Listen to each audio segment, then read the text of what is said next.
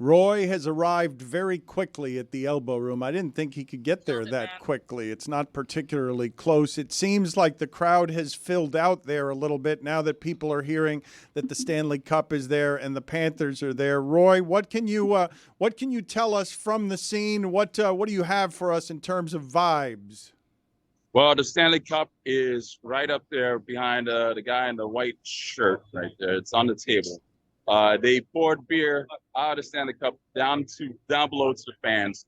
It is packed. Media cannot go into the building now. That is over. You bring it out. It's now friends and family. So a lot of fans are outside, and friends and family are inside. All right, so friends and family, it's a private gathering. We're getting there too late. Greg, we had something set up. We were trying to get everyone in position, and you were going to go to McDonald's, and I think you were going to order a McOverrated. I was going to order a McOverrated chicken sandwich. Right. And if they didn't have that, I would have said, "Oh, you're all out. I'll have a Barbrowski burger with some Sasha sauce." Okay. It's too bad we missed out on that the technology didn't work so that we could actually do that at the McDonald's. Right. Yeah. So you had a whole thing worked out? Yeah, and then I was going to order a Frosty just because I was It was just That's so Wendy's, though. hot in It's there. a wrong place. Yeah. It's, we were at Wendy's waiting to order. okay, I That thought kind you of were at thing. a McDonald's. I Yeah. thought No, you we were- weren't. No. The whole Mick part. Like, Yes. Yeah, I thought that's You the can only part. do it at McDonald's. All I can tell you is that we were at Wendy's to no avail. Okay, and none of it worked, Right. and it's not surprising that it didn't work. We'll come out to Roy in a second and see if he could get any closer to what's happening over he there. seems to be right next to Barkov's golf cart. You have to work your way into that thing. You do. If you're Roy, you have to. Perhaps I should have went with him, but you have to work your way into that. You have to be friends and family. Roy, get in there. Can't get in there. What? All right, you're walking away from the Stanley Cup right now, Roy. You're walking No, away. I'm not. The Stanley Cup is going to the ocean. Oh, you're It's following. being carried by Sam Bennett, I believe. Okay. Go touch it. All right. Get close yeah, to you it. got to get over there, get Roy. us Jogging Run, now. yeah. Yeah, come Roy, on. get Put a over phone there. in Sam's Yeah. hand. I'm in Let's sand go. right now. Android camera. Yes. Jeez. Everybody's. Oh, you can kiss my ass with that Android camera comment. Tackle Bennett. Make some news. All right.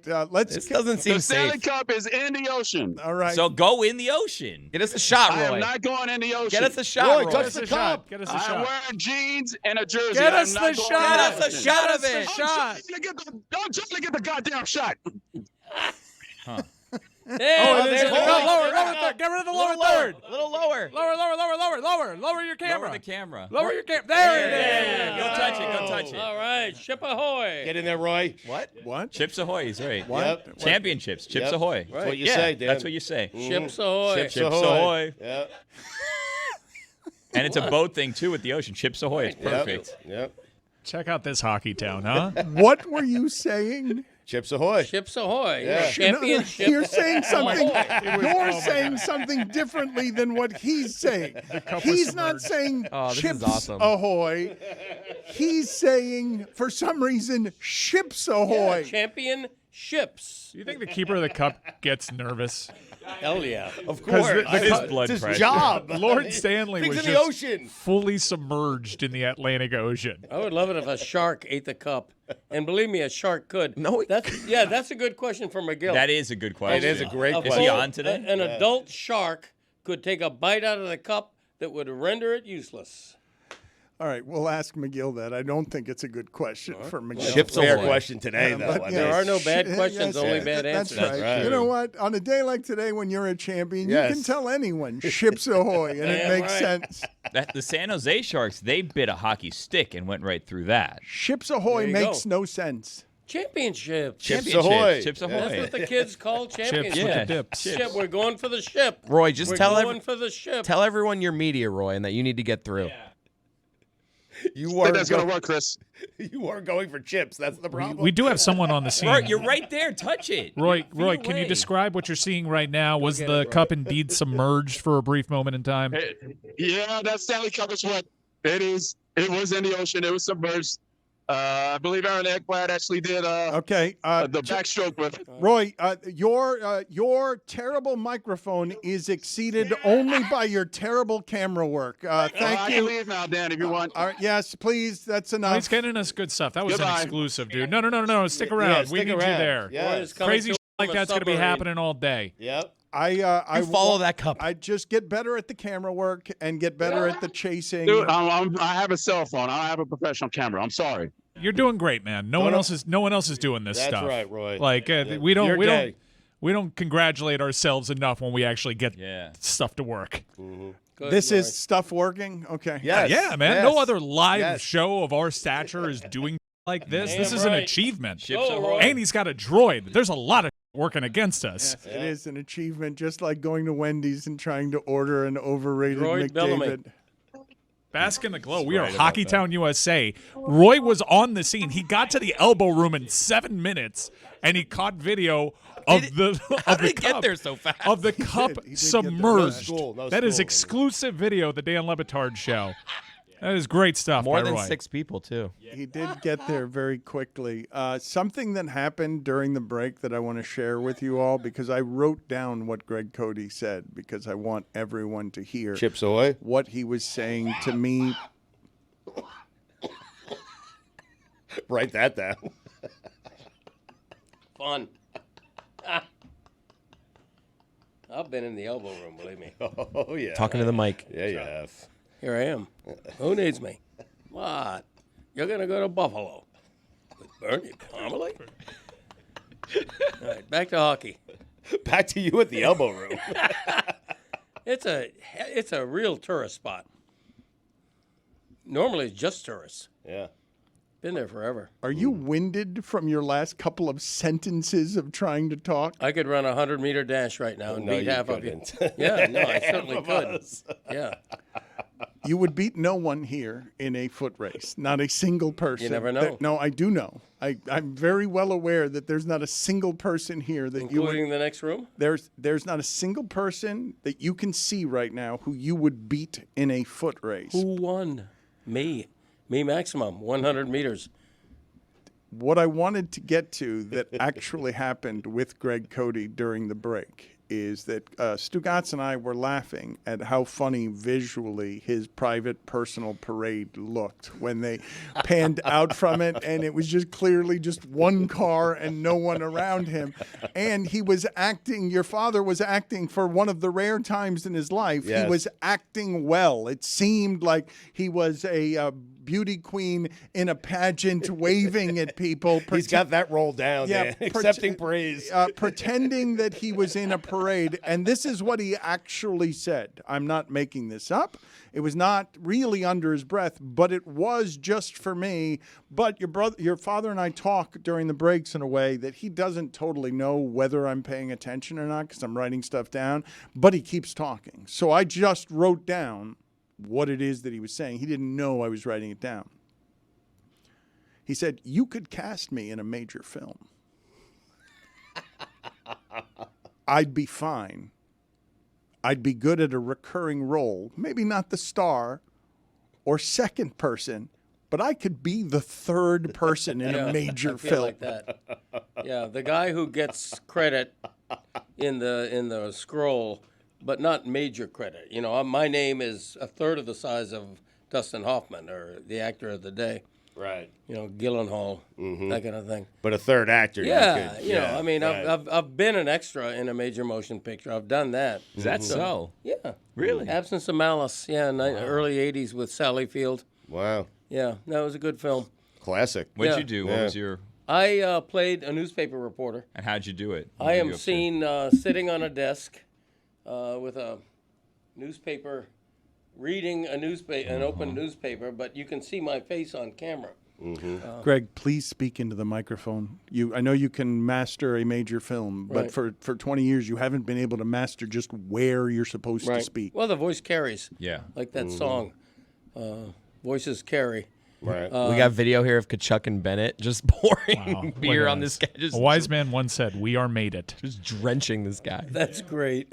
Are we going to go back out to Roy? I saw him again, just sort of hovering. That's the camera angle I want. Yeah, landscape. Him totally Oh, my God. sideways. Yes. Roy, what other updates can you give us about everything that's happening sideways at the Elbo Room? This is we should celebrate when Meadowlark Media does things right, the way that they're doing this right now. The Stanley Cup is back in position right now in the Elbow Room and here in the balcony. Yeah, no, I believe that is Alexander Barkov right there next to it. As he's walking in, they are now officially taking photos with the cup, and they are playing the Florida Panthers goal song right now. The Elbow Room has never quite been this vibrant and lovely and colorful. It is usually just a bunch of concrete and cocaine. Yep, just white. That's usually what's there. But right now, because I can't explain to you how bad those bathrooms are and how much sort of cinder block feel it has as charisma from its interior decorator.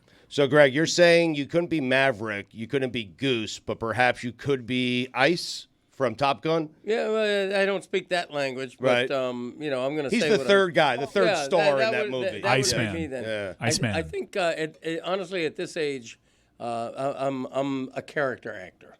Okay, I'm the guy. Sure. I'm the guy you cast as, the creepy neighbor.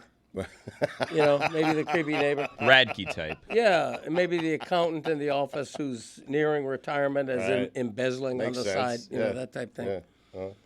Can we get back to what we were talking about before, which was your honest feelings before you were Sure. cut off by the break, Yeah. in terms of how scared you actually were about being blamed eternally for costing the Panthers the Stanley Cup?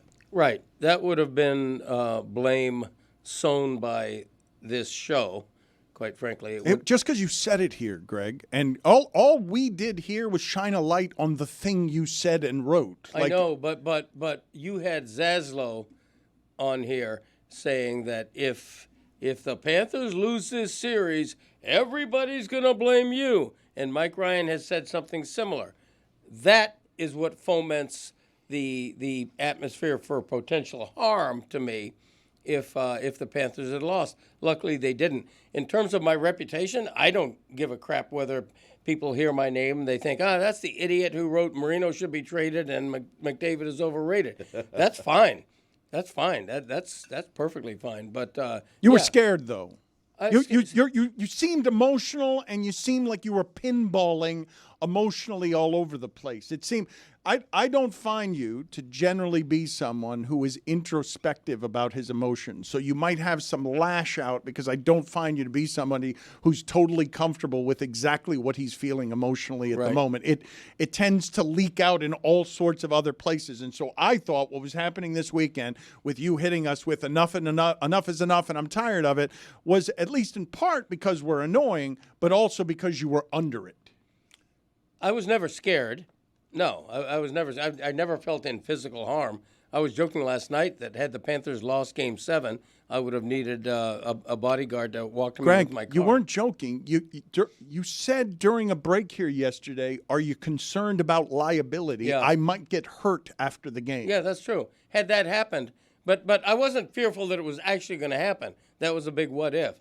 But yeah, the worst case scenario happens, and three disgruntled Panthers fans, Zaslow, Mike, and one other guy, beat me up as I'm leaving last night's game after a heartbreaking loss, and I come out. That would have been great. Yeah, and I come out looking worse than I did a few weeks ago in that photo. We were under a lot of pressure. I think we were all a little anxious. We were all super emotional. One day you will see that I was trying to do the exact opposite in terms of fomenting what you feared. One day you will see that I was trying to stop all of it from happening. I was shining a light on what it is that you had said and done. Our show was shining a light on what it is that you said and did. Right. But you said it and did it. Right. Oh, and as all of you will attest, I have never done anything but double down on my opinion. I've been unwavering in my opinion, and I continue to believe what I wrote. And I think to a large degree, the result did vindicate me. The thing that I got mad about was, A, the invasion of privacy photo of me in a hospital bed, and B, using that photo of a naked guy on Bourbon Street and saying flat out that it was me when obviously it wasn't. There's a lot of people tuning into this show for the first time, and I'm glad that sits out there with zero context. Video, please get the photo of a clearly almost nude Greg Cody during Mardi Gras drinking in the street. I mean, we can laugh today. We're out of the pressure cookers. Put that behind me and let's show everybody Greg Cody walking through the streets of New Orleans during like that Mardi photo Gras. better. Mardi Gras. There he is with me and my late brother. I remember Wow, all you of knew that they would have that logo. Yes, it was amazing. Way back then. Ron Magill joins Lifelong us fan. now to answer the question we were asking before about whether a shark could eat the Stanley Cup. There are all sorts of strange things you can find inside of a shark. I don't know what the strangest are, Ron, but I don't think it could be anything as large as the Stanley Cup, can it? It could be something as large as the Stanley Cup if it weren't made out of sterling silver. I mean, if it's something that could be crushed, yeah, theoretically they could eat it. I mean, God, didn't you see Jaws? They ate some scuba tanks. What is the strangest things? Yeah, there was a license plate and some other things found in Jaws when Steven Spielberg cut him open. But what are the strangest things that you have found or you have learned about in a great white shark? Because they are garbage disposals, right? Not really, Dan. Not really. I mean, they will feed on carcasses of whales. I mean, they will, vigorously feed on dead whales that are just rotting and smell like make you gag in your mouth. But they don't necessarily, pick up, beer cans and bottles and stuff like that. No, they don't. They're not that kind of scavenger. If they're eating something like that, it's something that was attached to something that they meant to eat. Things, garbage floating in the ocean, floating into the carcass of whale. When they're eating the whale, they'll swallow everything that gets in their mouth, but not intentionally eating things like human trash. No. Do you have the most unusual thing you've heard about being found inside of a shark? No, I really haven't. I mean, I've heard of all kinds of fish parts and unfortunately sometimes some human parts, but I haven't heard anything, mind blowing. I mean, I've heard of things in bellies of other animals. I mean, like ostriches. Ostriches eat all kinds of drill bits and screws and cans, and they are garbage disposal. They'll put everything in their mouth and swallow it. There was a world-renowned surfer who also took up some acting roles that was killed in a shark attack yesterday. And there's been recent video from South Beach of a bull shark really close to shore. We've asked you a couple of times on climate change, and a lot of it's wait to see how this is going to change the behavior of sharks. Are we going to be seeing them come closer and closer to shore, trying to find new sources of food? That's certainly possible. I mean, sharks are following the bait fish. So as soon as the bait fish start coming in closer, so are the sharks. They're following the bait fish. Now, I hope that people took notice of that video, for instance, of that bull shark out there on South Beach. How many people it went right by without biting them, without attacking them? That's not to say it's not possible, of course, but let's put this in perspective. When we talk about, we hear a shark attack, this horrific tragedy in Hawaii with this guy, okay? Horrible, horrible. But yet, people need to not paint with a broad brush and say, see, this is why all sharks need to be destroyed. Look at that bull shark literally swimming within feet of dozens of people there and never bit one of them. Never bit one of them. Let's please keep this in mind. Ron, I have two quick questions. Number one, what land animal is most likely and capable of eating the Stanley Cup? Oh, geez. Land animal? I don't know, because none of the carnivores are going to do it. I mean, they're just not going to do it. I don't see anything like it. The scent of meat all over it's the not Stanley edible. Cup. It's not an edible thing. Right. It's a giant it's not something. thing. Hippopotamus, Exactly. Maybe. Hippo. No, it's not. There's no land animal that's going to eat the Stanley Cup. Okay, thank God for that. Now, Yeah. here's my other question. I just read 3.5 billion birds in America every year die from flying into panes of glass. Yes. Is that a survival of the fittest thing where we say, birds are dumb, or is there something that should be done to save birds? That is absolutely something that should be done. There are little types of stickers, little types of things that you can put on your window that doesn't destroy your view or anything like that, but birds can see it. See, the reason why these birds fly into windows is they're seeing reflections of the things behind them. If they're flying, if you have a beautiful house full of windows and you're surrounded by a forest, they see that forest in the window and they fly right into it. Okay. The same thing with high-rise buildings. In the high-rise building, when it's above all the other buildings, they're seeing sky. They're seeing a reflection of sky behind them, so they go into that. All you need to do, and the Audubon Society makes these available for free, I believe. You can just get these little stickers and put them on your sliding doors. Again, they're not these, these huge obstructional types of things. They're just visible by the birds, barely visible by you, and it saves countless lives. 1823, Ron, West Indies, they found a cannonball, 6-pound cannonball in a shark's stomach. Okay. I mean, that's an anomaly. 1863. I don't know how many of those records are as dependable. Ron, you allege that animals would not eat the Stanley Cup. Now, it's up for debate, but if an animal were to eat a championship trophy, which championship trophy do you think is most edible? NBA, Stanley Cup, MLB? What do we think?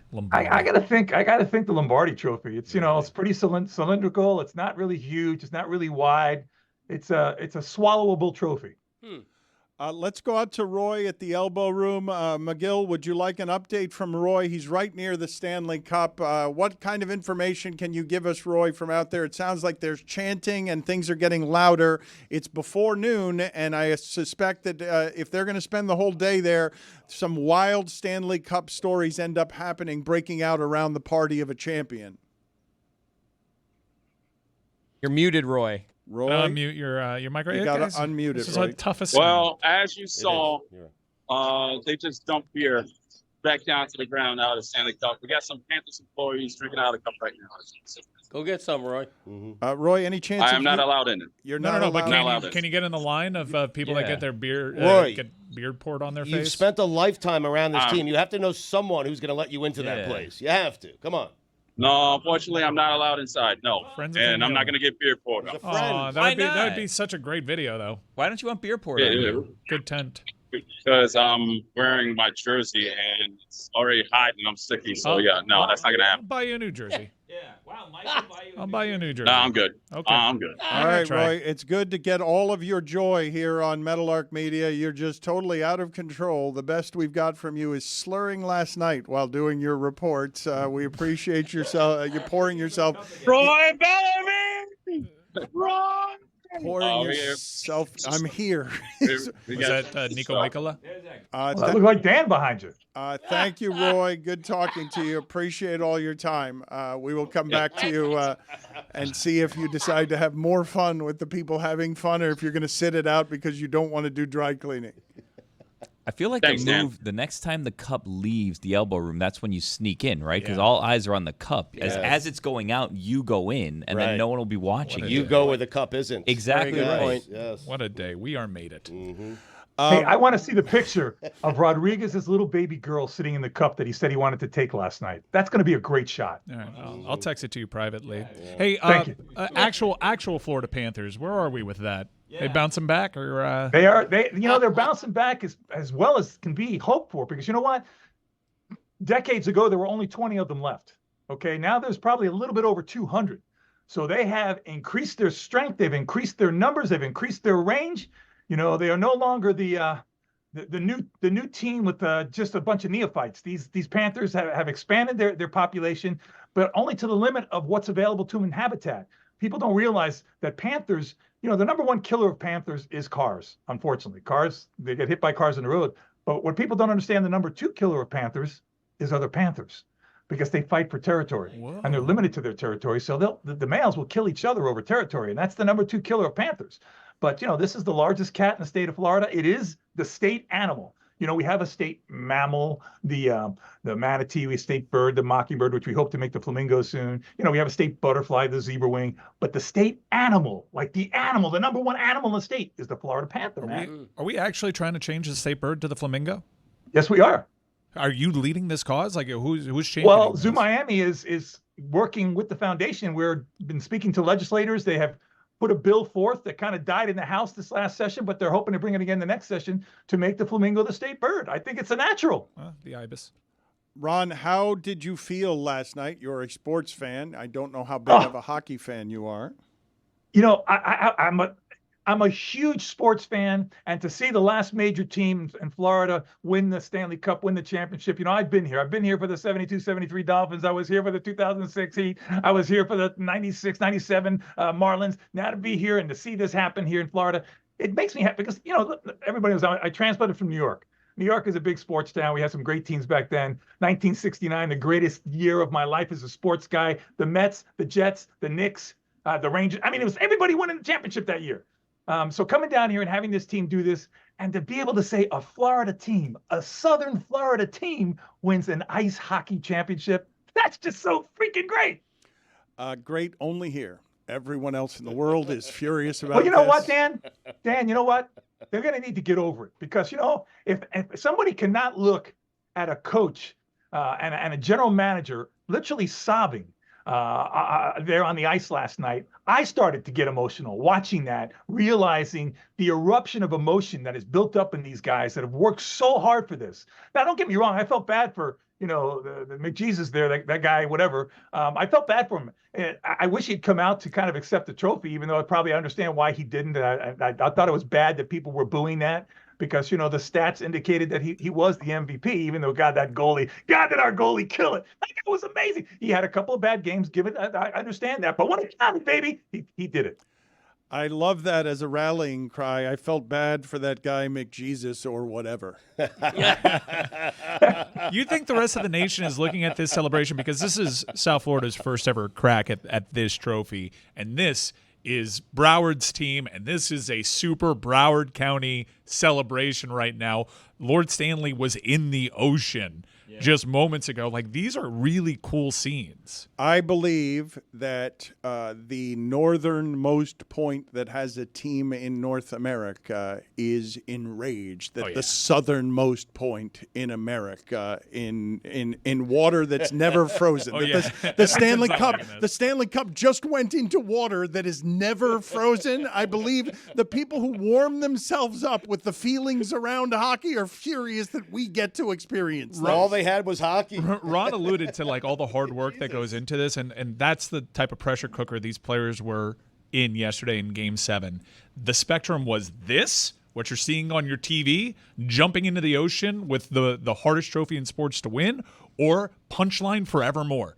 That transcends that sport and gets brought up every time someone is blowing a lead. That was what was on the other end of last night's game for them. Ron, good talking to you. We will talk to you soon. I know you're headed to Africa. We will talk to you soon. Thanks, guys. Take care. We'll talk soon. Bye-bye. When Mike says that, I am genuinely curious because a lot of people in sports around joy say that while they were climbing, they wished they had enjoyed it more, that too often the suffering involved in sports makes it so that when you're in joyous experiences, you're so competitive and trying to be better at all times that what you feel yesterday more than anything can be relief instead of joy. I know that after 4 runs of 4 years of spending the time where LeBron was with the Heat, at the end of that all being over, there was relief in winning 2 championships, losing 2 championships, and at the end of it, it might be a little bit unsatisfying, a little underachieving, but you're not being laughed at because you only won 1 championship in 4 years because Ray Allen bailed you out. How much relief was there in yesterday, Mike, when you talk about eternal laughter at the expense of your team? I think that's why I wept, really, was the emotional release of it being over. Thank God we're not a punchline. And we've over the last few years, the Florida Panthers have done a great deal of suffering late in postseasons. And I think that's what all poured out of me, which is just like, oh my God, this is off our shoulders, and we came on the other side. Yeah, that was not at all fun. The Heat didn't do that to you, correct? No, the Heat did not make you weep from relief. No. The only other time that I think I felt that was when I was working with Chelsea and we won the Champions League, and that was like a whole bunch of COVID stuff and and I kind of knew that was the end of my assignment, and I really poured myself into my work during that time. And that I cried not just because they won the championship. I cried because I worked so damn hard to make sure that life didn't interfere with the other lives, and it was just a whole big deal. I was so happy for there are people in that organization that I truly care about. I've grown to really love these players and have an affinity for Matthew Tkachuk. Well, after we left the arena at 3 a.m., Chris Whittingham is not lying when he says, my friends hate me. He was not enjoying last night. We FaceTimed him, my wife and I, we FaceTimed him again, and he answered at 3 a.m., and we were just begging him, come back, man. Come on. Come on. I texted him before the game yesterday. I'm like, dude, we need you here. We need you. Maybe that would spark us. If you publicly say, all right, let's go Panthers tonight. I know men are stubborn, but I've never been so stubborn to be the hill to die on. $120 jersey from Fanatics. Come on. They made the right move. And in the face of that, he's just going to be the most stubborn he's ever been in his life. He's got to be hurting. Yeah. My buddy Master was with him, and he said he was not in great shape. I'm like, well, we're all looking for the guy who did this. Why are you begging him to come back? I want to enjoy. I want to enjoy it with my friends. Like we're just firing up in the group chat right now. In fact, one of the guys provided a video that we just showed. That you went through something together, whether it be those guys on the ice, they went through their thing together. We went through all the stress, the highs and the lows, the screaming into your sweater as a group. The group chat had a good feeling about this, and we want to celebrate together, and you want to enjoy it with your friends. I'm really bummed that we didn't get to enjoy it with Witty, but he became a rallying cry. My wife is still texting him. You. What kind of friend is he? He bailed on you. See, Greg, they thought they needed Whittingham until Chris saw an Edmonton Oiler fan throwing up in the parking lot. Right. Yes, right. Roy, can you tell me where you were on relief? Because you pretended throughout, wrapped in armor and bravado, to never be scared. I don't believe that you can watch yesterday's game and not feel everything heightened. Where are you on feeling just relief? Because this isn't a historically laughable failure. It's more joy than it is relief. Relief actually came after that huge penalty kill where Kevin Stanley lost his stick or gave his stick to Gustav Forsling. When they killed that off, that's pretty much when I knew they were going to end up winning. I don't believe you. I don't. That's not how that works. There can be many every more. right not to. Yeah, I mean, Chris has. I know they're going to. Look at where Chris is finding evidence. Oh, somebody's throwing up in the parking lot. It's a good sign. You can't say that's not a good sign for Panthers. Tried to explain it to him. I knew we were going to win with 12 seconds left.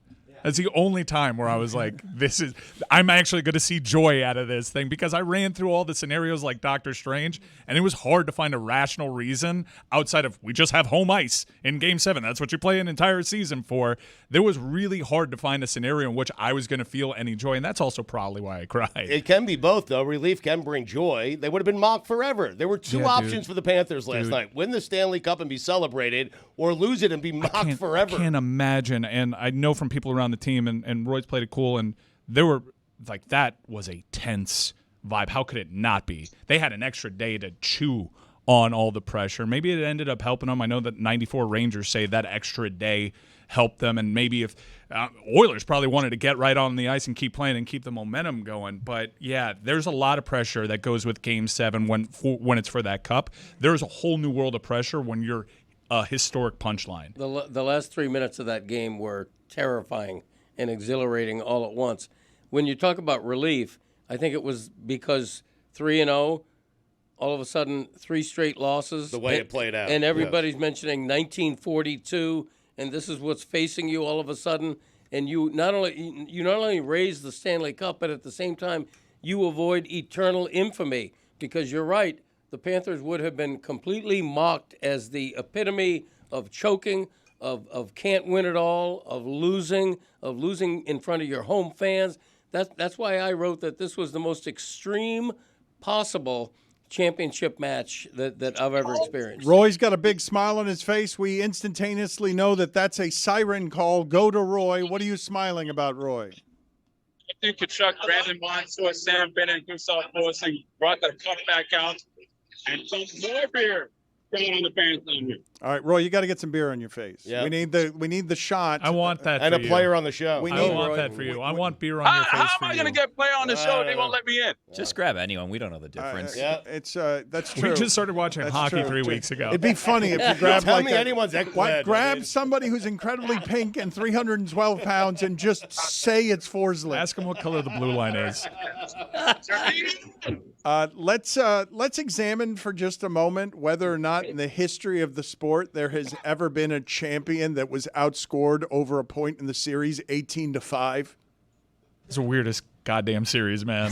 There's no way that's happened before, right? That someone holding up the trophy has wheezed to the finish of that series by being outscored 18-5 before the Panthers. Let's do it this way, actually, just so that you know that series ended up closing out with the Panthers being outscored 19-7.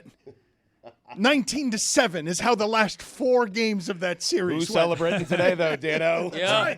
It's just funny, though. It's funny and absurd. You guys watched it on television. I asked Billy, who's not the biggest hockey guy, like, did that come across like it was a good game? Because that's a classic Game 7. Like, battle it out. Every play feels like it's important. Mike, I but watched it's a it wire grinder. to wire. It felt like that. Was it a big game? Did it feel good? It felt like a big game. I disagree.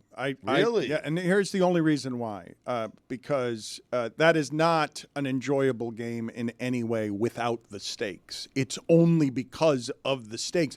You've got the entire third period. All the Panthers are doing is icing. Like they're trying to get to the finish what line. that Yes. was. That's strategy, A, yeah. That's a close game, and it's a game with the most enormous stakes. I make that a regular season game, you're not finding that fun or interesting. Well, of course, Game 7 helped, but you had 2 goals early, 1 for each team, 1-1 going into the second, and the Panthers scored the third. That was a great sequence. Like usually those first periods in Game 7s are tight. Like 1 goal right back at you right away. Like holy, we got the highest possible tension here. Panthers got a goal, and yeah, you mentioned the icing, but that's part of their style. It's almost as if like you remember the Ravens-Steelers matchups in the regular season and postseason, where their styles of violence, those defensive styles, made for the one example where you'd be like, I don't mind this rock fight here in this game, and that's just your classic Game 7. But I was curious for the people that weren't huge hockey fans if that game drew them in at all, because I think they understood the stakes. There was a series in baseball that's always cited. I don't remember what year it was. It was Yankees and Pirates, and I think what ended up happening, I think this is the Mazeroski thing, right? That if you go back and look at the run totals in that game, the Yankees won all the games by 15 runs, and the Pirates won all the games by 1 run. The reason you won this series is because in 4 of the games you held that offense to 6 goals. That's why you won. Yeah. You got the 4 in your 4. Just have to do it 4 times. In your it's 4 a race to 4. victories, you were able to dilute, diminish, and make impotent an offense that's overwhelming, and in the other 3 games showed you how overwhelming. Yeah, stats when you get to the Stanley Cup final can be overrated in that you need to implement your will and your strategy to win at least 4 times, and you don't give a shit about how you go about doing it. You just need to achieve that mission. Panthers did it 4 times. It took them 3 times to win that 4th one. Well, 4 times to win that 4th one. God damn, we almost got really embarrassed. It was very close. Very, All very you've close heard to today being all-time is embarrassed. simply relief. All you've heard today. It's not even happiness. It's just that They're not mocking us. It's just that there's less shit running down our leg than there would have been otherwise. Steve Levy's going to join us here in a second. The crew that's been covering this has to be exhausted. These flights back and forth to Edmonton are brutal. We'll get to Steve Levy in a second. But, Greg, your last night walking out onto the ice, media members are interacting with you. Are you a conquering hero? Do you feel like you've just won the Stanley Cup because of the number of media members congratulating you and slapping you on the back? I did feel mildly exonerated, if I'm being honest, because, there was a lot of heat on me for having what people called a ridiculous opinion. And on some level, I'm certain it was, but I made pretty clear that what I meant was this guy.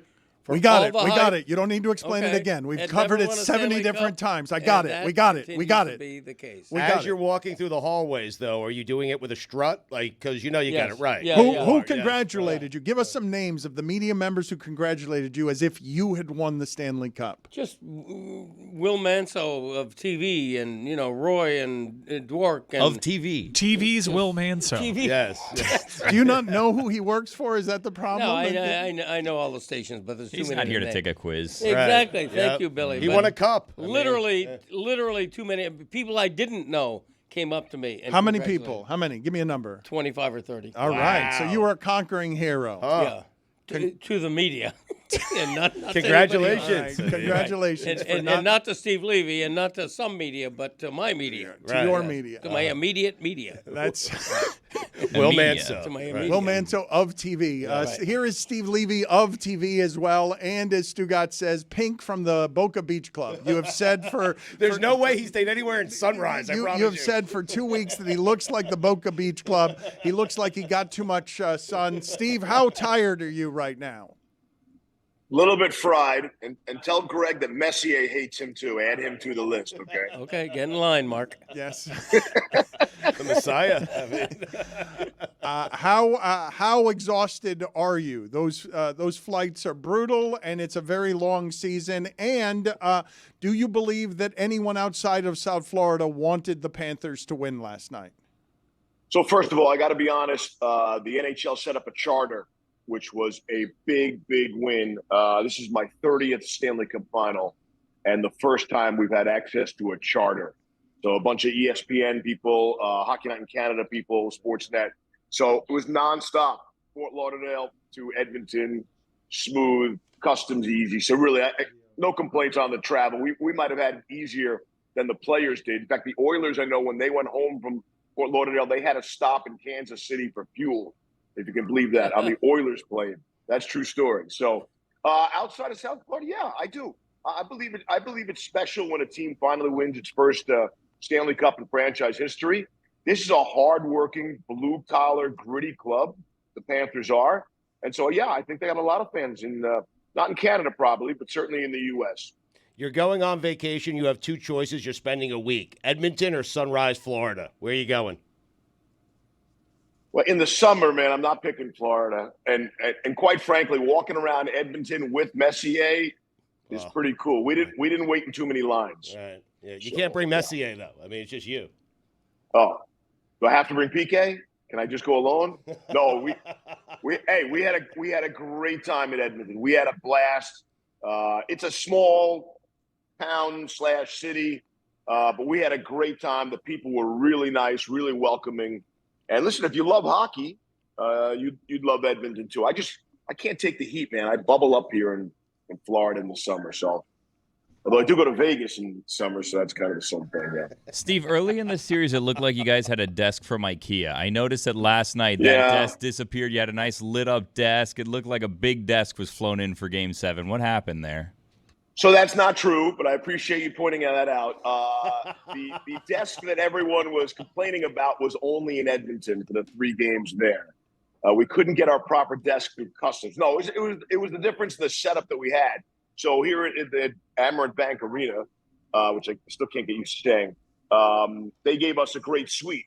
We were in our own suite, therefore we had the desk. You could see we were standing behind it, lit up perfectly. And in Edmonton, we were not afforded that luxury of having a suite. We sort of had an area, if you will, which was like really right in the middle of the crowd, and a ceiling right above us, so we couldn't stand. So we had to sit in chairs. Therefore, we had to get a different table. This is way too inside the television. Well, but no, people. The desk was controversial, was it not? It isn't. It is too inside television. But your desk was bothering people in Edmonton, was it not? It was a source of great controversy. No, and I even mentioned it. I say, hey, I'm taking the desk home with me. At the end, people don't like it. But as one of our bosses said, listen, it's a good thing. Nobody's complaining about our content or what we're saying or ripping our views or point of views. They're ripping the desk, so we seem to be okay with that, you know. Steve, this is a parochial opinion, but I find the Panthers to be a particularly likable team, and I'm wondering if you agree. And mostly, describe Paul Maurice to someone who's never met him or talked to him, because I think he's a breath of fresh air. I mean, he was a central figure in this whole thing for me, and I said it last night in the pregame. You know, if you didn't care who won, you didn't have a really rooting interest. Paul Maurice is a guy you root for. He's a lifer. He had more losses than any coach in NHL history, fired a bunch of times. He's had a rough road. And if this would have gone the other way last night, you know, and this was kind of a coin flip. It's a 1-goal game. This could have easily gone the other way. And if it had, you know, he would have been tagged with that label of the guy who can't win the big one. So I think you saw on the ice what it meant to him. He was talking to Emily. He needed a break with the cup. And he looked to the sky and closed his eyes. I thought that was really real. And so I'm a Maurice guy. I remember him back in Hartford. He was the youngest coach in the NHL at that point of the Whalers. And Ray Ferraro's in that picture to the left. Ray said he's going to frame that. But he was a guy I was rooting for, maybe more so than any player. Kyle Opozo's a great story, too, those kinds of things. But I really feel like Maurice earned this. And, yes, I think the Panthers are a likable club. Who doesn't like Matthew Tkachuk unless you got to play against him? And I get that. But Barkov, the way he carries himself, really all the guys, even Lomborg and Cousins and those guys, like I could get behind. This could be my favorite team, if I was a kid growing up watching this club. So I think likability off the charts, and I'm so happy for Paul Maurice, right at the top of my list. How crushed was Messier last night? So interesting emotions there. So look, he's all in on the Oilers, and how could he not be, right? He's actually born and raised in Edmonton, let alone being the man there with Gretz. But then in the end, so the Oilers leave the ice, and I'm watching Mess, and it's only our third year together, our second cup. He got misty-eyed. Like, he gets in the moment of whoever is winning the cup. I think because he remembers how hard it is to do from his 6 Stanley Cups. And he was talking about the tentacles, in essence, of all the different people on the ice, from your billet family, the trainers, the equipment guys, the support staff, who work so hard, especially in hockey, for not a lot of glory and probably not a lot of money. And you see the families on the ice and what it means. And Bill Zito, the GM, so emotional on so many occasions. And so Mess gets like teary-eyed. Mess is a really fascinating guy. He's a really thoughtful, introspective guy. Like, he would put his stick through your teeth to win a hockey game when he played.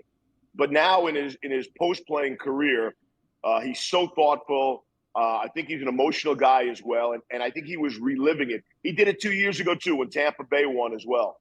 And so it's interesting to sort of go through a Stanley Cup final win with Mark Messier, who's won 6 of them. So he knows. Can you give us some historical context on 2 of the following things here? 1, how strange a series was it to have your champion outscored 18-5 or 19-7 in the last 4 games?